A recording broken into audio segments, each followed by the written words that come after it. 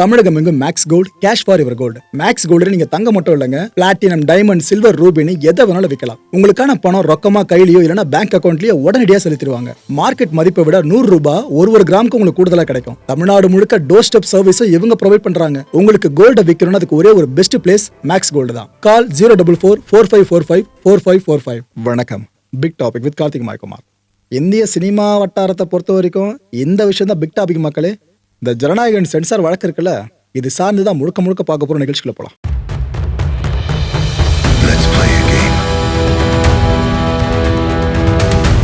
மொத்த ஐயோக்கியங்களும் உன்னா நிக்கிறானே, உன்னால ஒண்ணும் பண்ண முடியாது. விலகி போ. மக்களுக்கு நல்லது பண்றதுக்கு அரசியலுக்கு வாங்கடா, கொள்ளை அடிக்கிறது கொலை பண்றதுக்கு கூட அரசியலுக்கு வரீங்க. நம்ம சென்னை ஹைகோர்ட்ல தலைமை நீதிபதி அவர்கள் முன்னிலையிலேயே இந்த பஞ்சாயத்து இருக்கு பாருங்க, ஜனநாயகன் படம் வெளியாகிற சம்பந்தமான சென்சார் பஞ்சாயத்து, இது விசாரணைக்கு வரும் அப்படின்னு சொல்லியிருந்தாங்க. அப்பீலுக்கு போன ஞாபகம் இருக்கா? அந்த விஷயம் சேர்த்து விசாரணைக்கு வரும்னு சொல்லியிருந்தாங்க. இதுல இந்த ஜனநாயகன் படத்தோட ப்ரொடக்ஷன் கம்பெனி இருக்குல்ல, KVN, இவங்க தரப்புல சதீஷ் பராசரன் அவர்கள் ஆஜரானாங்க. சதீஷ் பராசரன் யார் என்னன்றதை பத்தி நம்ம ஏற்கனவே முந்தைய வீடியோல பேசிட்டோம். அவரை பத்தி தெரிஞ்சுக்க விருப்பம் இருக்கிறவங்க அந்த வீடியோ போய் பாத்துருங்க. அப்புறம் பிரதீப் ராய் இவரும் ஆஜரானாருங்க KVN தரப்புல. இன்னொரு பக்கம் ஆப்போசிட் பார்ட்டி எது? சென்சார் தானே. சென்சார் போர்டு தரப்புல பாத்தீங்கன்னா சொலிசிட்டர் ஜெனரல் RL சுந்தரேசன் இவர் ஆஜரானாரு. ஒரு சினிமா படம் சம்பந்தப்பட்ட வழக்குங்க. ஆனால் ஆஜராகிற ஒவ்வொருத்தரை பத்தி பாத்தீங்களா, அதுவும் சுப்ரீம் கோர்ட்டுக்கு இந்த விஷயம் போகும்போதெல்லாம் அவங்க அதை விசாரணை இடத்துல வேணாம்னு சொல்லி இன்ட்ரெஸ்ட் காட்டாம விட்டாங்க. ஆனா அப்பவே வக்கீல்கள் பேர் வெளியே வந்துச்சுல, அதுவே பெரிய பெரிய வக்கீல். நாட்டுல எவ்வளோ பிரச்சனைகள் இருக்கு, அதுக்கெல்லாம் இவ்வளோ இம்பார்ட்டன்ஸ் கிடைக்குமாலாம் தெரியலங்க. பட் இங்கே கிடைச்சிக்கிட்டு இருக்கு பாத்தீங்களா. சரி, ஓகே, ரைட், விடுங்க. இந்த வழக்கு விசாரணை ஆரம்பிக்குதா, அப்போ தலைமை நீதிபதி என்ன கேள்வியை கேட்டாப்ல, மண்டல சென்சார் வாரியம் இருக்குல்ல, அந்த வாரியம் இந்த ஜனநாயகன் படத்தை பார்த்துச்சான். மண்டல சென்சார் வாரிய அதிகாரி யார் இந்த படத்தை பார்த்தாங்க? சட்டப்படி படம் பார்த்து இந்த படத்துக்கான அனுமதியை கொடுக்கிற அதிகாரம் யாருக்கிட்ட இருக்கு? அண்ட் அல்டிமேட்டா சென்சார் சர்டிபிகேட் இருக்குல்ல, இதை வழங்குறத நிறுத்த சொன்னது யாருப்பா? அதான் நீங்க சொல்ற கட்லாம் பண்ணதா படக்கூட சொல்றாங்க, அதுக்கப்புறமா நிறுத்தி வச்சதா விஷயம் பெருசாச்சுல, நிறுத்த சொன்னது யாரு? இந்த கேள்வியில நீதிமன்றம் கேட்டுச்சுங்க. யாரு? தலைமை நீதிபதி கேட்கிறாப்ல. இதுக்கு ஒவ்வொரு பதிலா கொடுக்க ஆரம்பிச்சது சென்சார் போர்டு தரப்பு. என்னென்ன சொன்னாங்கன்னா, படத்தை பார்த்து ஆய்வு செஞ்ச பிற்பாடு ஆலோசனை வழங்குறதுக்குன்னு ஒரு குழு இருக்காங்க. இதுக்குன்னு தனியாக ஒரு குழு இருக்கான். இந்த குழு தான் படத்தை பார்த்துச்சுன்னு சொல்றாங்க. ஸோ அவர் பார்க்கல, ஒரு நபர் பார்க்கல, ஒரு குழு பார்த்ததா கன்ஃபார்ம் பண்றாங்க. சான்று வழங்குற இறுதி முடிவு இருக்குல்ல, அந்த சர்டிஃபிகேட் இஷ்யூ பண்ற ஃபைனல் டிசிஷன், இதை சென்சார் போர்டு தான் எடுக்கும் அப்படின்றாங்க. யாரு பார்த்தாலும் சரி, ஆனால் மேலே தான் முடிவு எடுப்போம் இது சர்டிஃபிகேட் எதை கொடுக்கறது அப்படின்ட்டு. மும்பை ஆஃபீஸ் இருக்குல்ல, சென்சார் ஆஃபீஸு, அங்கே இருந்து புகார் வந்துச்சாங்க. அந்த புகார் வந்ததுனால தான் நாங்கள் இந்த சர்டிஃபிகேட் இஷ்யூ பண்ணுற முடிவை கைவிட்டோம், நிறுத்தி வச்சோன்னு சொல்லியிருக்காங்க. ஸோ ஒரு நபர் சொல்லி இதை நாங்கள் நிறுத்தலை, மும்பை ஆஃபீஸ்ல இருந்தே புகார் வந்ததுனால நாங்கள் நிறுத்தணும் அப்படின்ற விளக்கத்தை இங்கே கொடுத்தாங்களா? ஓகே. சினிமாட்டோகிராஃபி ஆக்ட் இருக்குல்ல, இந்த விதிப்படி பார்த்தீங்கன்னா 72 நிமிஷங்களுக்கு மேல ஒரு படம் ஓடுதுன்னா, அந்த நீளம் அந்த அளவுக்கு இருக்குல்ல, டியூரேஷன், அப்படி இருந்துச்சுன்னா சென்சார் போர்டு தலைவர் இருக்கார் பாருங்க, இவர் தான் இறுதி முடிவு எடுப்பார் அப்படின்றாங்க. ஸோ இந்த படம் ஆட்டோமேட்டிக்காக இது கீழே ஃபாலோ ஆயிடுச்சா? ஓகே. இதுக்கு தனி நீதிபதி அவகாசம் கொடுத்துருக்கணும். சென்சார் போர்டுக்கு 8 வாரங்கள் கொடுப்பாங்க, ஓகேவா? அப்படி இல்லையா குறைஞ்சபட்சம் ஒரு 4 நாட்களாவது அவகாசம் கொடுத்துருக்கணும்ல. ஆனால் எங்களுக்கு அதை கொடுக்கவே இல்லைங்க அப்படின்னு சென்சார் போர்டு இங்கே முறையிடுது. பதில் மனு தாக்கல் செய்யக்கூட எங்களுக்கு அவகாசமே கொடுக்கல. அப்படியே மறு ஆய்வு குழுவுக்கு அனுப்புறதுக்கு அவங்க உத்தரவு போட்டாங்க. அது எப்படிங்க நாங்கள் ஏற்றுக்க முடியும்? தனி நீதிபதியோட உத்தரவு இருக்குல்ல, அது ரத்து செய்யப்பட காரணமே இதைத்தான் முக்கியமான காரணமாக வச்சு ரத்தே பண்ணாங்க.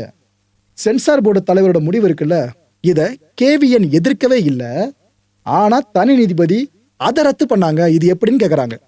யாரு? சென்சார் போர்டு தரப்பில் ஆஜரான வக்கீல் இந்த கேள்வியை கேட்குறாங்க. கொஞ்சம் ஒரு மாதிரி காம்ப்ளிகேட்டாக கொண்டு போகிற அந்த வழக்கை ரொம்ப பயங்கரமா காய் நகர்த்துறாங்க மக்களே.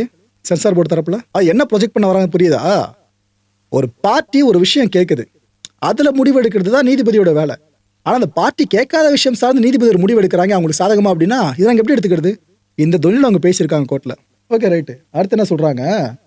மறு தணிக்கையை பத்தி ஜனவரி 5ஆம் தேதியே KVN கம்பெனி, அந்த ப்ரொடக்ஷன்ஸ் இருக்காங்களே, அந்த கம்பெனி நாங்கள் தகவல் கொடுத்துட்டோம். ஜனவரி 6ஆம் தேதி தான் அவங்க சர்டிபிகேட் கேட்டு கேஸே போட்டாங்க கோர்ட்ல. இந்த சர்டிபிகேட் விஷயத்துல நாங்க தான் இறுதி முடிவு எடுக்கணுமே தவிர வேற யாருக்கிட்டையும் எங்க அதிகாரத்தை கொடுக்க முடியாதுங்க. மண்டல அலுவலக ஆய்வுக்குழு இருக்குல்ல, அதோட முடிவுகள் எதுவா வேணாலும் இருக்கட்டும், ஆனால் அதெல்லாம் எங்களை ஒருபோதும் கட்டுப்படுத்த முடியாதுன்னு சொல்கிறாங்க. அதான் மத்திய அரசு மாநில அரசு சண்டையை நம்ம தொடர்ந்து பார்ப்போம் பார்த்தீங்களா, அதை சென்சார் போர்டு பேஸ் பண்ணி பார்த்தா அப்படிங்க இருக்கும். லைட்டாக பேரலல் டச்சு கிட்டத்தட்ட அப்படி தான் போச்சு இந்த விஷயம். பதிலளிக்க எங்களுக்கு அவகாசம் கொடுத்துருக்கணும்ல, ஆனால் அதை கொடுக்கலையா, மறுத்துட்டாங்களா முதல்லயே. இப்படி அவகாசம் கொடுக்கறத பற்றி அவங்க யோசிக்காம அதை விட்டுட்டு ரிலீஸ் தேதி 9 நாங்கள் அனௌன்ஸ் பண்ணிட்டோம் சார், அதுவும் இல்லாமல் 500 கோடி ரூபாய் வரைக்கும் அவ்வளோ பல்கான பட்ஜெட் சார் அந்த படத்தில் இருக்குது, அப்படி இப்படிலாம் சொல்லி நிவாரணம் கேட்கலாம் ட்ரை பண்ணாங்கன்னா அதெல்லாம் நிவாரணம் எது சொல்லலாம் பெற முடியாதுன்னு சொல்கிறாங்க. ஏன்னா ஏற்கனவே சென்சார் போர்டு கோர்ட்டில் முன் வச்ச வாதம் தான், எல்லா படங்களுக்கும் ஒரே விதி தான் பொருந்தும், இது பெரிய படம் இது சின்ன படம் அப்படின்னா விதிகளை தளர்த்தம் பண்ண முடியாது, நாங்கள் ரூல்ஸ் அண்ட் ரெகுலேஷன்ஸ் படி கரெக்டாக தான் போயிட்டு இருக்கோன்னு சென்சார் போர்டு முன்ன சொன்ன அதே விஷயத்தை தான் திரும்ப திரும்ப இப்போ கோர்ட்டில் தலைமை நீதிபதி முன்னிலையிலையும் சொல்லியிருக்காங்க. ஓகே, 14 சீன்களை நீக்கணும் அப்படின்னு நாங்கள் சொன்னோம், உண்மைதான் நாங்கள் சொன்னோம். அதுக்கப்புறம் அந்த படக்குழுவை நீக்கினாங்க, அதுவும் உண்மைதான், அவங்க அதெல்லாம் கட் பண்ணி கொடுத்தாங்க. சரி, படம் பார்த்துட்டு நாங்கள் முடிவு பண்ணுறோங்க, எங்கள் முடிவை சொல்லிடுறோம் அப்படின்னு நாங்கள் சொன்னோம், அதுவும் உண்மைதான். அதான் 14 சீனை நாங்கள் எடுத்துட்டோமே, இதுக்கப்புறம் சர்டிஃபிகேட் கொடுங்க அப்படின்னு எங்ககிட்ட அவங்க கேட்க ஆரம்பிக்கிறாங்க. இறுதி முடிவை எடுக்கிறதுக்கு முன்னாடியே புகாரம் கொடுக்குறாங்கன்னா இல்லை நாங்கள் எப்படி ஃபுல்லாக ஃபங்க்ஷன் ஆக முடியும் அப்படின்ற கேள்வியவும் இந்த சென்சார் போர்டு தரப்புல இருந்து கோர்ட்டில் முன் வச்சிருக்காங்க. இதெல்லாம் தாண்டி முக்கியமான விஷயம், இதனால தான் மறு ஆய்வு குழுவுக்கு அனுப்ப முடிவு செய்யப்பட்டுச்சு. மறு தணிக்கை முடிவு இருக்குல்ல, இது நாங்கள் இந்த ஒரு விஷயத்தின் அடிப்படையில் தான் எடுத்தோமே அந்த டிசிஷனையே. இதை எதிர்த்தோம், கேவிஎன் வழக்கு தொடரலை. ஓகேவா, இதை எதிர்த்து கேவிஎன் வழக்கு தொடரலை. உடனடியாக சர்டிஃபிகேட் வேணும்னு மட்டும் தான் அவங்க தொடர்ந்து கேட்டுக்கிட்டு இருக்காங்க. சர்டிஃபிகேட் வழங்குறதுல இன்னும் நாங்கள் இறுதி முடிவை எடுக்கலங்கன்னு சொல்லிட்டாங்க. அதான் இந்த வழக்கு சார்ந்த பல பேரும் எதிர்பார்த்தது, சரி சென்சார் போர்டு மனசோட டேட் வச்சிருப்பாங்க, இந்த டேட்டில் இஷ்யூ பண்ணுற சர்டிஃபிகேட் அப்படின்ட்டு. அப்படி சர்டிஃபிகேட் இஷ்யூ பண்ணிட்டு அடுத்த நாட்கள்லேயே கூட படம் ரிலீஸ் ஆகிடும் அப்படின்னு தான் பல பேர் இந்த வழக்கை விட்டு நோக்கினாங்க. ஆனால் சென்சார் போர்டு தரப்பில் என்ன தெளிவாக சொல்லிட்டாங்க, ஃபைனல் டிசிஷன் எடுக்கலான்ட்டாங்க. இதுக்கு நடுவில் கோர்ட் விஷயத்த சொல்லிச்சு, அதாவது சென்சார் போர்டுக்கு போதிய அவகாசம் தரப்படலை அப்படின்றது இங்கே லிட்டரலாக தெரியுது. அதுக்குள்ள தனி நீதிபதி ஒரே நல்ல முடிவு எடுத்தாங்களே, இது எப்படி சாத்தியமாச்சு? இந்த கேள்வியை ஸ்பெகுலேஷன் பேஸ்ல கோர்ட்ல ஜட்ஜு கேட்க ஆரம்பிச்சிட்டாங்க. கேவிஎன் தரப்பு இவங்க என்னென்ன வாதங்களை முன் வச்சாங்கன்னா, ஜனவரி 9ஆம் தேதி ரிலீஸு அப்படின்றதுனால தான் நாங்கள் கேஸே போட்டோங்க, அவ்வளோ டைம் கிட்ட வந்துருச்சுனால தான் நாங்கள் கோர்ட்டுக்கே வந்தோம். தனி நீதிபதி எல்லா விஷயமும் ஆய்வு பண்ணிட்டாங்க, அதுக்கப்புறம் தான் உத்தரவை பிறப்பிச்சாங்க. மறு ஆய்வுக்கு அனுப்புறதா எங்களுக்கு சென்சார் போர்டு சைட்ல இருந்து தகவல் மட்டும்தான் சொன்னாங்களே தவிர என்ன புகார்னு எங்களுக்கு அவங்க சொல்லவே இல்லைங்க. என்ன புகார்னு தெரிஞ்சால் நாங்கள் ரியாக்ட் பண்ண முடியும், எங்களுக்கு அவங்க சொல்லவே இல்லை. இந்த நிலையில் நாங்கள் கோர்ட்டுக்கு வராமல் வேற எங்கெங்க போக முடியும், நாங்கள் இறுதியே நம்புறது கோர்ட்டை தானே, அதனால கோர்ட்டுக்கு வந்தோன்ட்டு எதுக்கு கேஸ் போட்டீங்க அப்படின்ற ஒரு கேள்வி எழுப்பினாங்க பார்த்தீங்கன்னா முன்னாடி எதிர்த்தரப்பில், அதுக்கான பதில் இங்கே கொடுத்துட்டாங்க. அவங்க சொன்ன காட்சிகளை நாங்கள் நீக்கிட்டோம், ஆனால் அதுக்கு பிற்பாடும் நீக்கிய காட்சிகளை பேஸாக வச்சு புகார் கொடுத்தாங்களே, இது எப்படிங்க அப்படின்ற கேள்வியை கோர்ட்டில் கேட்டிருக்கு கேவிஎன் தரப்பு. இது மட்டும் இல்லை, சென்சார் நடைமுறையால் மன உளைச்சலுக்கு ஆளாகிட்டோன்னு கோர்ட்டில் ஓப்பனாக சொல்லியிருக்காங்க. பார்க்குற நமக்கே கொஞ்சம் கஷ்டமாக தான் இருக்குது, அவங்களுக்கு ரொம்ப கஷ்டமாக தான் இருக்கும். மன உளைச்சலுக்கு ஆளாகிட்டோம், திட்டமிட்டபடி ரிலீஸ் ஆகாததால் நஷ்டத்தை ஃபேஸ் பண்ணியிருக்கிறதா சொல்கிறாங்க.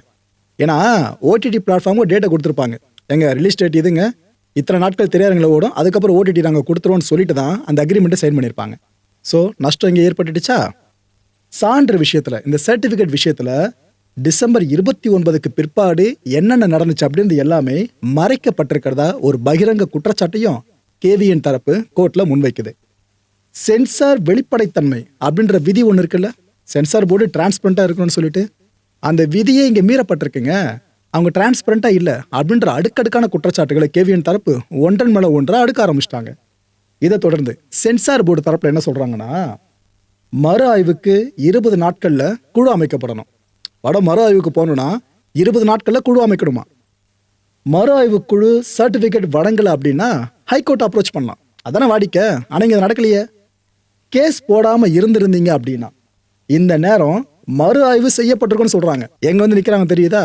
ஸோ மக்களே, இது நான் சொல்கிறது கொஞ்சம் விஜய் சாரோட ஃபேன்ஸுக்கு கஷ்டமான விஷயமா தான் இருக்கும். ஆனால் சொல்கிறேன், ஒருவேளை இந்த மறு ஆய்வுக்குலாம் இந்த விஷயம் போதுன்னு வைங்க, இந்த படம் திரும்ப அங்கே போதுன்னு வைங்க, அந்த குழுவுக்கு இன்னும் 1 மாதம் படம் தள்ளி போகும் ரிலீஸ் ஆகிறதுக்கு. அப்பேற்பட்ட செக்கை இப்போ இந்த படக்குழு ஃபேஸ் பண்ணிக்கிட்டு இருக்காங்க.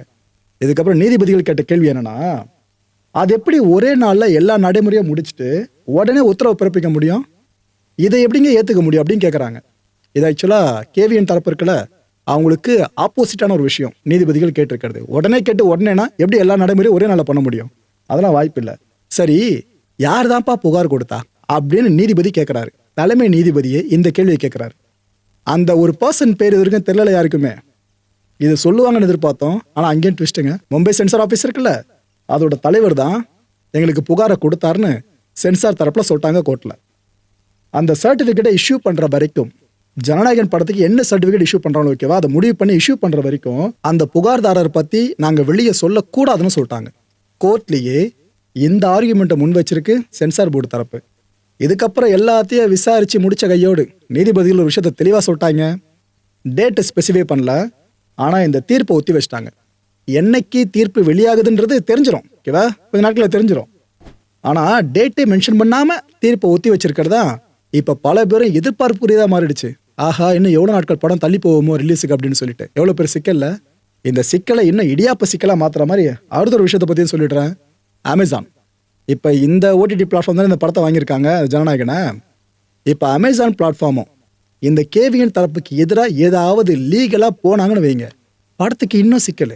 ஏற்கனவே நஷ்டமாயிடுச்சுன்னு படக்குழு லிட்டரில் புலம்ப ஆரம்பிச்சிட்டாங்க கோர்ட்டில்.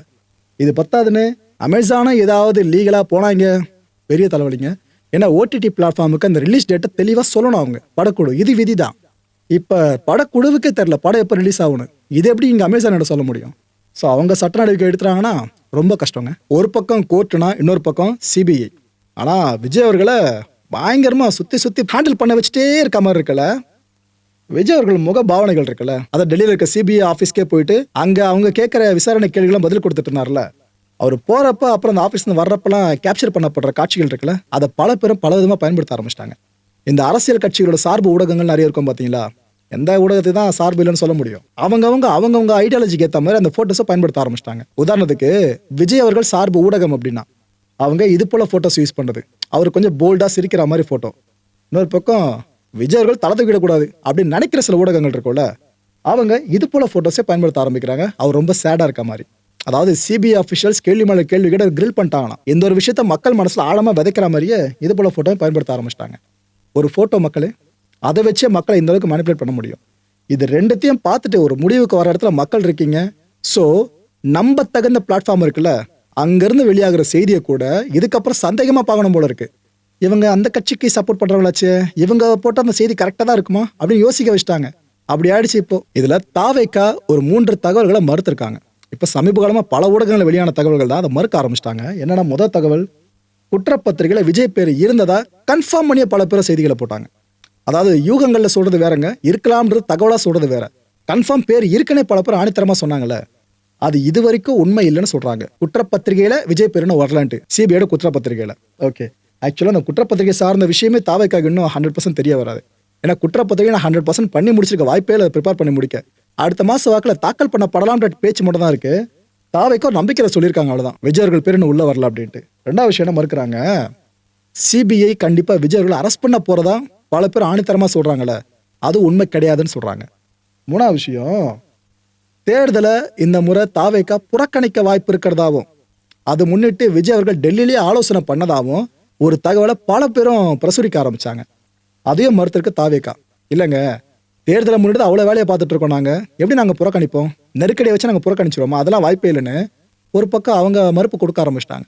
ஸோ தாவேக்கா ஒரே நேரத்தில் இந்த 3 பரவன தகவல்களை மறுத்திருக்கு. Okay, right. நிர்மல்குமார் அவர்கள் இந்த ஊடகங்கள், சமூக வலைதள பக்கங்கள் எல்லாத்துல விஜய் அவர்களுக்கு ஃபேவராகவும் சரி அகேன்ஸ்டாகவும் சரி எந்த அளவுக்கு செய்திகளை போட்டுட்டு இருக்காங்க, தகவல்களை பரிமாறிட்டு இருக்காங்க, உங்களுக்கே தெரியும். இதெல்லாம் பார்த்து வெக்ஸான அவர் என்ன சொல்லியிருக்காரு ஊடகங்கள்கிட்டயே பார்த்தீங்கன்னா, அமித்ஷா அவர்கள் தமிழகம் வந்தார்ல, அப்போ மேடையில் அமித்ஷா அவர்கள் முன்னிலையிலேயே நயனார் நாகேந்திரன் அவர்கள் ஒரு விஷயம் சொன்னாங்க. 41 மரணங்களுக்கு காரணம் செந்தில் பாலாஜி தான் அப்படின்னு அவர் அழுத்தம் திருத்தமாக சொன்னார். இதை பற்றி ஊடகங்களை விவாதிச்சிருக்கலாமே, ஏன் விவாதிக்கல?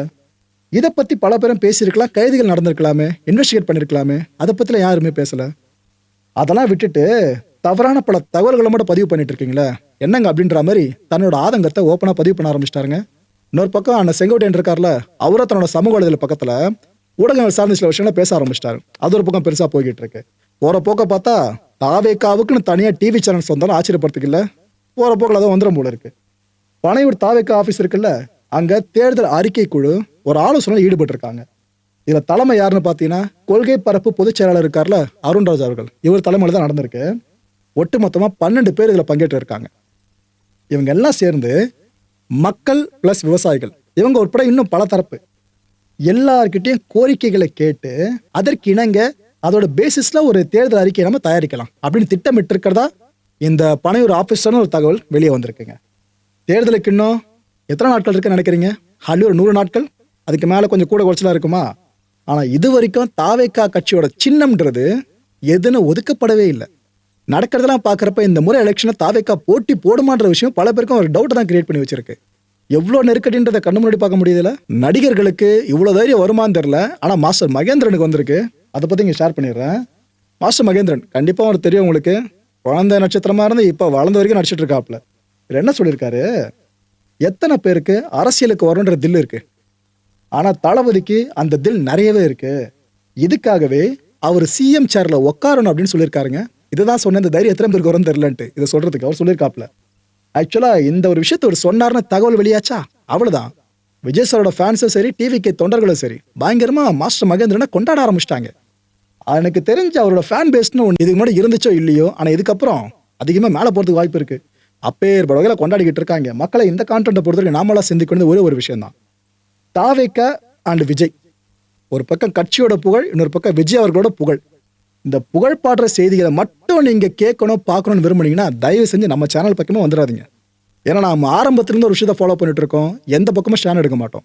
இந்த கட்சி அந்த கட்சி, இந்த நடிகர் அந்த நடிகர்லாம் எது உண்மையோ அதை பட்டுன்னு பேசுவோம், அவ்வளோதான். மனசில் பட்ட விஷயத்தை ஓப்பனாக சொல்லுவோம். ஆனால் அதை விட்டு ரீசெண்ட் டைமாக பல பேரும் கமெண்ட்ஸ் மூலமாகவே நம்மளை பயமாக இன்ஃப்ளூயன்ஸ் பண்ண ட்ரை பண்ணிட்டு இருக்கிறது. ஒரு செய்தி எப்படி வழங்கணுன்றதை பற்றி கிளாஸ் எடுக்கணும். மக்களே 15 வருஷம் கிட்டத்தட்ட இந்த ஃபீல்டில் எடுத்துட்டு இருக்கோம்.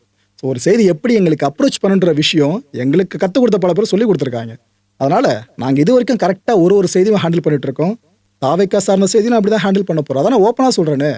உண்மையை தெரிஞ்சுக்கணும்னா நம்ம சேனல் பக்கம் வாங்க. இல்லை நீ ஒன்லி புகழ் பாடணும் அப்படின்னு எதிர்பார்த்தீங்கன்னா அதுக்கு இது இடம் கிடையாதுங்க. அடுத்த நிகழ்ச்சி சந்திக்கலாம். நன்றி, வணக்கம். தமிழகம் எங்கும் max gold, cash for your gold. Max gold நீங்க தங்க மட்டும் இல்லைங்க, பிளாட்டினம், டைமண்ட், சில்வர், ரூபினி எதை வேணாலும் விற்கலாம். உங்களுக்கான பணம் ரொக்கமா கையிலயோ இல்லைன்னா பேங்க் அக்கௌண்ட்லயோ உடனடியாக செலுத்திடுவாங்க. மார்க்கெட் மதிப்பை விட 100 ரூபாய் ஒரு கிராமுக்கு உங்களுக்கு கூடுதலாக கிடைக்கும். தமிழ்நாடு முழுக்க டோர் ஸ்டெப் சர்வீஸும் இவங்க ப்ரொவைட் பண்றாங்க. உங்களுக்கு கோல்ட விற்கணும்னு அதுக்கு ஒரே ஒரு பெஸ்ட் பிளேஸ் மேக்ஸ் கோல்டு தான். கால் 04445454545. என் அன்பார்ந்த மாயம் ஸ்டுடியோஸ் நேயர்களே, மாயம் பக்தின்னு ஆன்மீகத்துக்காக பிரத்யேகமா ஒரு சேனலை கொண்டு வந்திருக்கோம். மறக்காம சப்ஸ்கிரைப் பண்ணி அந்த சேனலுக்கு உங்களோட ஆதரவை மனப்பூர்வமா தெரிவிங்க. வணக்கம் மாயம் ஸ்டுடியோஸ் நண்பர்களே. மாயம் ட்ரெண்ட்ஸ் அப்படின்ற ஒரு புதிய ஃபேஸ்புக் பேஜை ஓப்பன் பண்ணியிருக்கோம். நீங்கள் யூடியூப்ல பார்த்துட்டு இருக்கீங்களா நம்மளோட கான்டென்ட்ஸ்லாம். இதெல்லாம் விட ஒரு படி மேலே ரொம்ப கிறிஸ்பாகவும் ரொம்ப சூப்பராகவும் நிறைய கான்டென்ட்ஸ் உங்களுக்கு இந்த பேஜில் காத்துட்டு இருக்குங்க. ஸோ உடனடியாக ஃபேஸ்புக் பிளாட்ஃபார்ம் போங்க, மாயம் ட்ரெண்ட்ஸ்னு டைப் பண்ணி சர்ச் பண்ணி நம்ம பேஜை ஃபாலோ பண்ணுங்க. அப்படியே நம்ம சேனலையும் நீங்கள் சப்ஸ்கிரைப் பண்ணிட்டீங்க அப்படின்னா இன்னும் நிறைய புது கான்டென்ட்ஸை உங்களுக்காக ப்ரொடியூஸ் பண்ணி கொடுத்துக்கிட்டே இருப்பாங்க. நீங்கள் பண்ணுற ஒவ்வொரு சப்ஸ்கிரிப்ஷனும் எங்களுக்கு பெரிய மோட்டிவேஷனாக அமையும்.